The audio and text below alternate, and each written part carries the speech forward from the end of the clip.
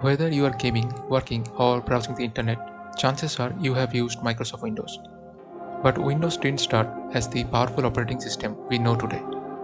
It began as a simple experiment and evolved into the most widely used desktop OS in the history.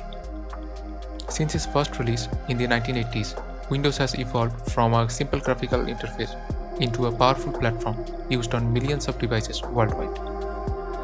Microsoft Windows began in 1985 with Windows 1.0, a simple graphical layer running on MS-DOS. It was slow, basic, and had no start menu, but it introduced the mouse to millions. In the early 1990s, Windows 3.1 became Microsoft's first real success, bringing Windows into homes and offices.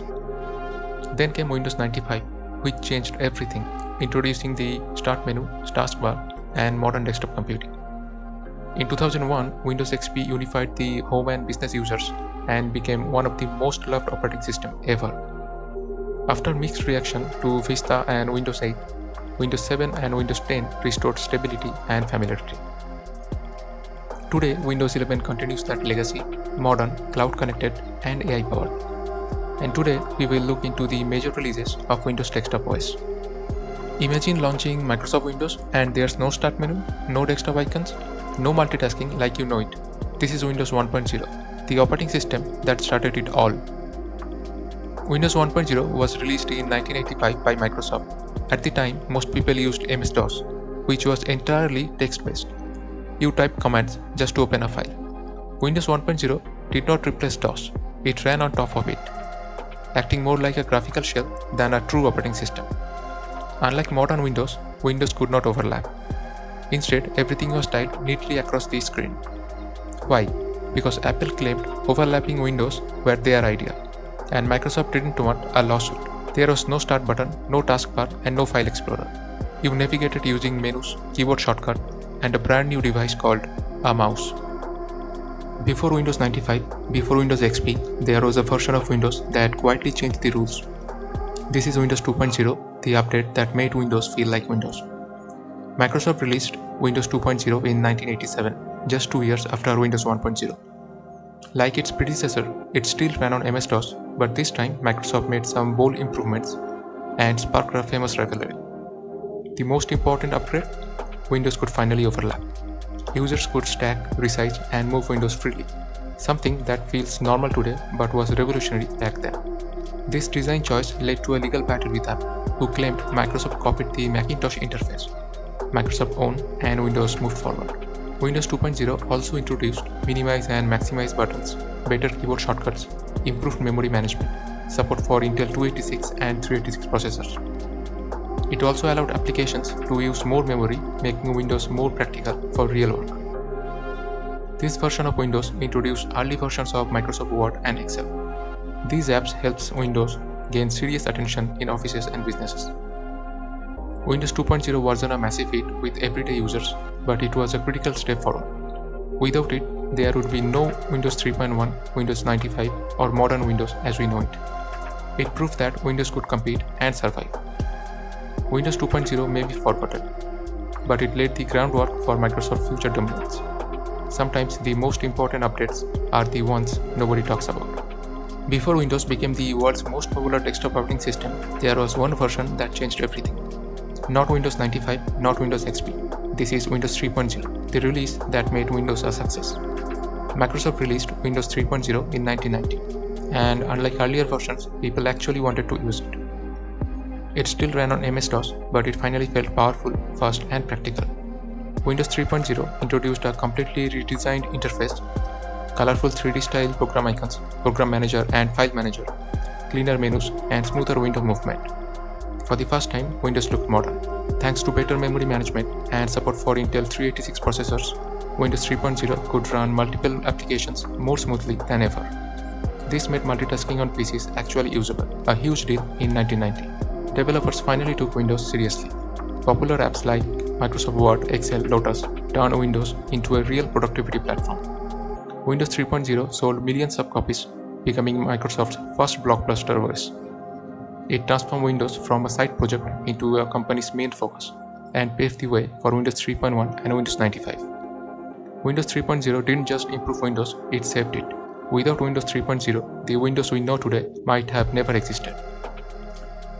When people talk about classic Windows, they mention 95, XP or 7.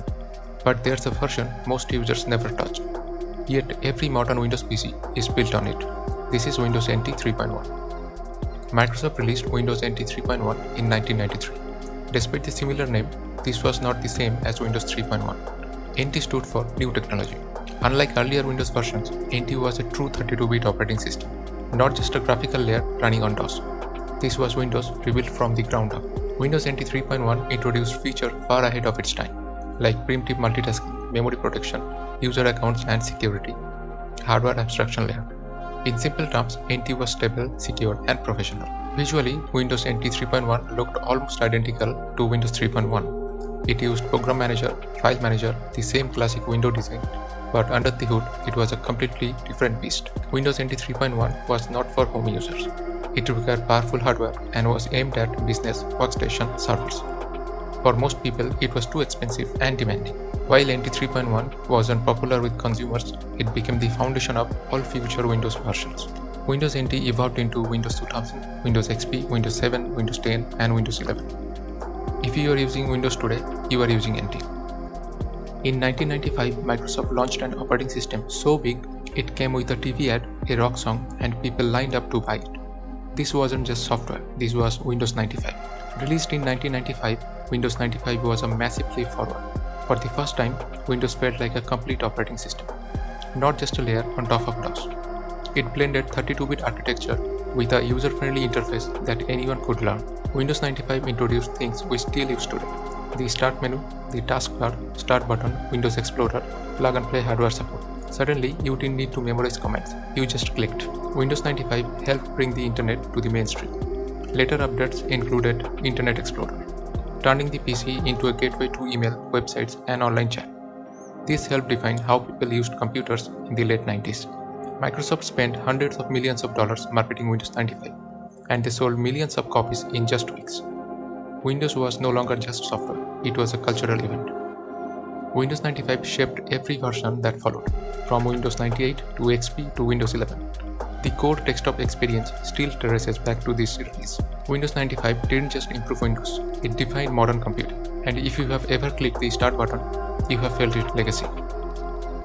When people talk about classic Windows, they mention XP or Windows 95. But behind the scene, there's one version that professionals still respect. This is Windows 2000. Released in February 2000, Windows 2000 was built on the Windows NT architecture. Unlike Windows ME, which targeted home users, Windows 2000 was designed for business, server, and power users. It was stable, secure, and serious. Windows 2000 brought enterprise-level features to the desktop: true 32-bit architecture, NTFS file system, user permission and security, better networking, and Active Directory support. Rock-solid stability compared to consumer Windows. Visually, Windows 2000 looked similar to Windows 98, but it felt faster and more professional. It kept the classic Start menu and desktop while focusing on reliability over flashy design. Windows 2000 wasn't meant for everyone. It needed stronger hardware, cost more, and wasn't marketed to home users. But those who used it loved it. Windows 2000 laid the groundwork for Windows XP. Many of XP's strength, stability, performance, and security were a refined version of what Windows 2000 introduced. In many ways, Windows 2000 was XP before XP. It wasn't flashy, it wasn't famous, but Windows 2000 was one of the Microsoft's best engineered operating systems. Blue skies, green hills, that startup sound. If you used a computer in the early 2000s, you remember Windows XP. Released in 2001, Windows XP was built on the Windows NT architecture. For the first time, Microsoft unified home users, business, and gamers into one operating system. XP replaced unstable consumer versions like Windows ME and serious systems like Windows 2000 with something that worked for everyone. Windows XP introduced the colorful Luna interface: blue taskbar, rounded buttons, friendly icons. It looked modern, cheerful, and approachable. A huge change from older version of Windows. XP was faster, more stable, far less crash-prone. Thanks to its NT foundation, apps couldn't easily bring down the entire system. For many users, XP just worked. Windows XP became a favorite for PC gaming, office work, home computers. It supported DirectX, modern drives, and thousands of applications. Many classic PC games were designed with XP in mind. Microsoft supported Windows XP for over 13 years.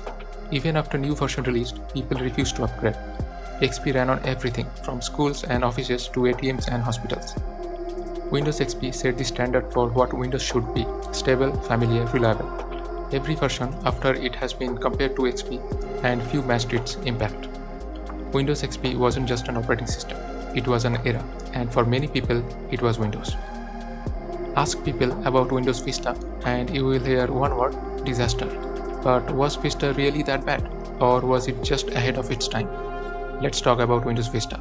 Released in 2007, Windows Vista was Microsoft's follow-up to the hugely popular Windows XP. Vista was built on the Windows NT architecture and focused heavily on security, visuals, and modern features. The problem: most PCs weren't ready. Vista introduced the Aero Glass interface, transparent windows, live thumbnails, smooth animations. It looked futuristic but required powerful hardware, which many computers in 2007 simply didn't have. Vista made Windows much more secure. It introduced user account control, better memory protection, stronger driver signing. These changes were necessary, but the constant permission pop-ups frustrated users. Vista's biggest issue was performance: slow startups, high RAM usage, driver compatibility problems. Many PCs labeled Vista ready couldn't run it properly, damaging its reputation. Users compared Vista to Windows XP, and XP felt faster, simpler, and more reliable. Vista quickly became known as one of the most disliked Windows versions. But here's the twist: many of Vista's ideas lived on in Windows 7. Security improvements, visual polish, modern driver model. Windows 7 succeeded because Vista paved the way. Windows Vista wasn't perfect, but it wasn't useless either. It worked so Windows 7 could run. After the disappointment of Windows Vista, people were losing faith in Microsoft. Then in 2009, one update changed everything. This is Windows 7, the comeback king. Released in 2009, Windows 7 was built on the same foundation as Vista, but refined, optimized, and polished. Instead of adding flashy new ideas, Microsoft focused on speed, stability, and usability. Windows 7 ran faster than Vista, even on older hardware. Quicker boot times, lower memory usage, fewer crashes. For many users, Windows 7 just worked. Windows 7 improved the desktop experience. A redesigned taskbar with pinning, arrow snap, peek and shake, cleaner start menu. It felt modern without being confusing. Windows 7 became a favorite for PC gamers, office, home users, with excellent driver support and DirectX performance. It quickly replaced the Windows XP. Windows 7 was a massive success. It became one of the most widely used operating systems in history, and many users skipped Windows 8 entirely just to stay on Windows 7. Even years after support ended, people were still using it. Windows 7 proved that Microsoft could listen to users. It set the standard for what people expected from Windows: fast, stable, familiar. Every version since has been compared to it. Windows 7 didn't reinvent Windows, it perfected it. And for many people, it's still the best Windows ever made. After the massive success of Windows 7, Microsoft did something no one expected. They changed everything. This is Windows 8, the bold experiment users never asked for. Released in 2012, Windows 8 was designed for a future where touchscreen ruled.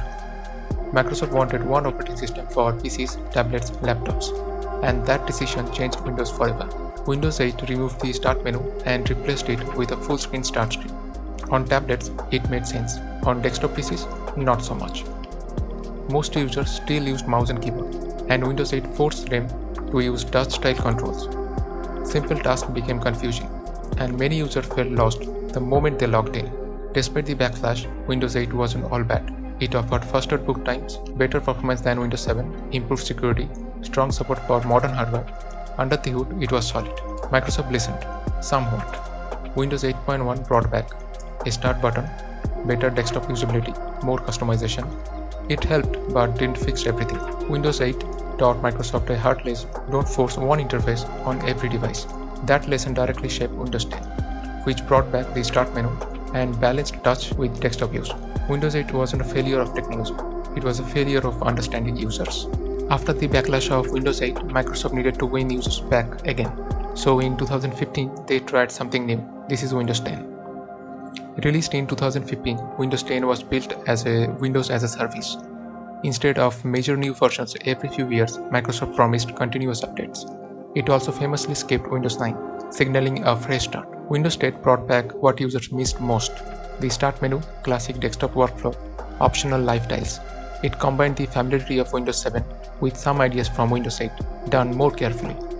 Windows 10 introduced many modern features: virtual desktop, action center, faster boot times, better gaming performance with DirectX 12. It ran well on both old and new hardware. Not everyone loved Windows 10.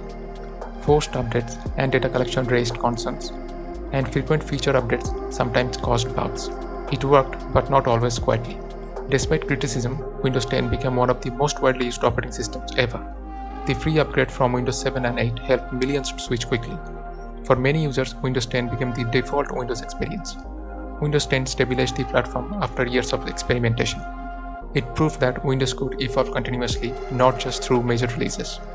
Windows 10 wasn't perfect, but it brought Windows back to balance. It kept it there for nearly a decade. In 2021, Microsoft did something unexpected.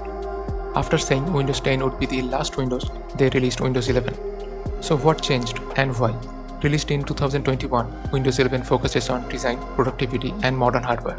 It's still built on the Windows NT foundation, but this time, Windows wanted Windows to feel new again. Windows 11 introduced a redesigned interface, center start menu and taskbar, rounded corners, cleaner icon and animations. The goal was simplicity, less clutter, more focus. Not everyone loved the change, but it definitely looked modern. Windows 11 also raised eyebrows with its strict hardware requirements. TPM 2.0, newer CPUs, secure boot. Many perfectly working PCs couldn't officially upgrade, sparking major controversy.